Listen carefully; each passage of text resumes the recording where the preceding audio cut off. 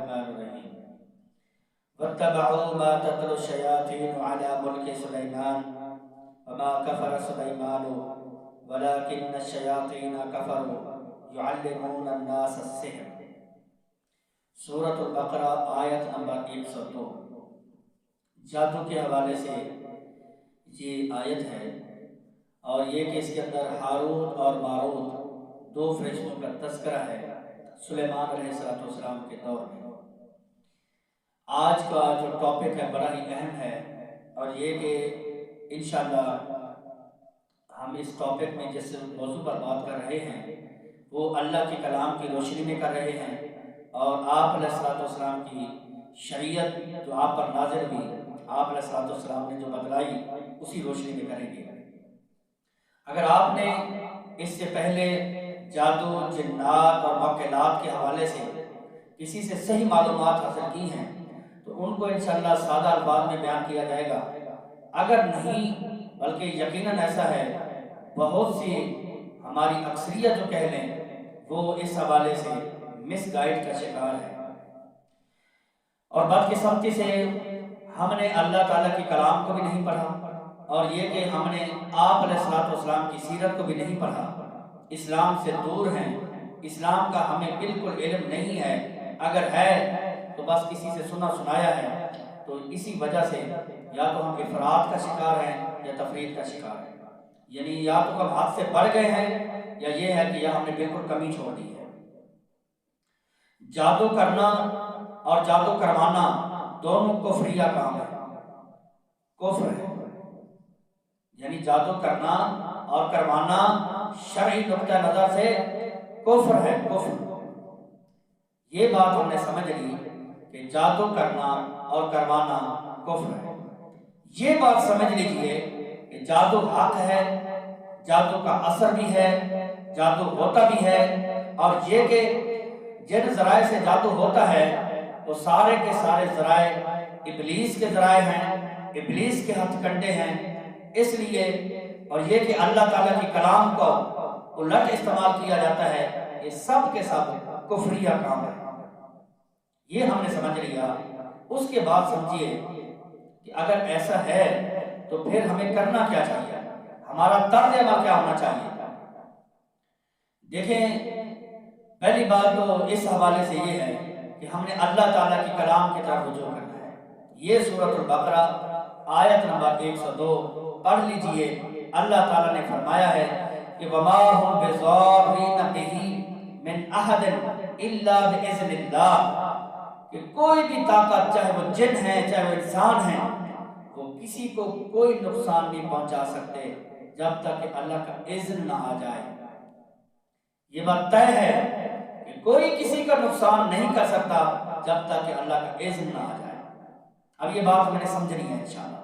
دیکھیں، اللہ تعالیٰ کے احکامات سے ہم روگردانی کریں گے تو ہمارے اوپر شیاطین کا حملہ آسان ہو جاتا ہے، اور یہ کہ اگر حملہ ہو جاتا ہے تو بتائیں کہ گندگی کو گندگی سے دھویا جائے گا یا طہارت یا پاک چیز سے دھویا جائے گا۔ اگر کسی نے کسی پر جادو کر دیا ہے اس کا اثر بھی ہوتا ہے، اب اس کا تحفظ کیا ہے کہ کالے جادو کے بدلے میں کالا جادو کیا جائے، گندگی کو گندگی میں ڈالا جائے؟ نہیں، حل یہ ہے کہ اللہ تعالیٰ کی کلام کی طرف رجوع کیا جائے، اللہ کی طرف رجوع کیا جائے، اور اللہ کا امر غالب ہے۔ واللہ غالب علی امرہ، اللہ تعالیٰ اپنے امر پر غالب ہے۔ اگر ہم اس معاملے میں اس کا شکار ہو گئے ہیں، آسیب کا، جادو جنات کا، ان کے ہتھ کنڈوں کا شکار ہو گئے ہیں، تو ہمیں شرعی اصولوں کو دیکھنا چاہیے۔ جو عاملین 7 بکرے کالے لے آؤ، فلاں گوشت لے آؤ، مچھلی لے آؤ، یا یہ کہ یہ بال پرانے سے پرانے کسی قبر میں دفن کرو، یہ عمل، یہ اللہ کی کلام میرے سامنے ہے، ایسے اعمال ہیں جو کفریہ ہیں۔ اگر آپ نے اس سے پہلے انجانے میں کیے ہیں، اللہ سے توبہ کیجیے۔ نبی علیہ السلام نے فرمایا اجتنبوا سبع الموبقات، 7 ہلاک کر دینے والے اعمال سے اپنے آپ کو بچاؤ۔ ایک شرک ان میں سے پہلے نمبر پر، اور دوسرا جادو۔ جادو ہلاک کر دیتا ہے، جو کرتا ہے وہ کافر ہے، جو کرواتا ہے وہ بھی کافر۔ جادو نہیں کروانا چاہیے۔ یہ تو انشاءاللہ رہتا ٹاپک ہوگا کہ کاہن جو نجومیوں کے پاس جاتے ہیں، یہ ہاتھ کی لکیروں سے جو قسمت بتاتے ہیں، وہ انشاءاللہ رہتا ٹاپک بہت لمبی ہو جائے گی۔ یہ بھی کفریہ کام ہے۔ لیکن سمجھیے، اللہ تعالیٰ پر اگر انسان کا توکل ہو، اللہ پر بھروسہ ہو، اللہ کی کلام کی طرف رجوع ہو، ورنہ اللہ کی کلام گواہ ہے، اللہ تعالیٰ کی طرف رجوع کرنے والا کبھی شرمندہ نہیں ہوا۔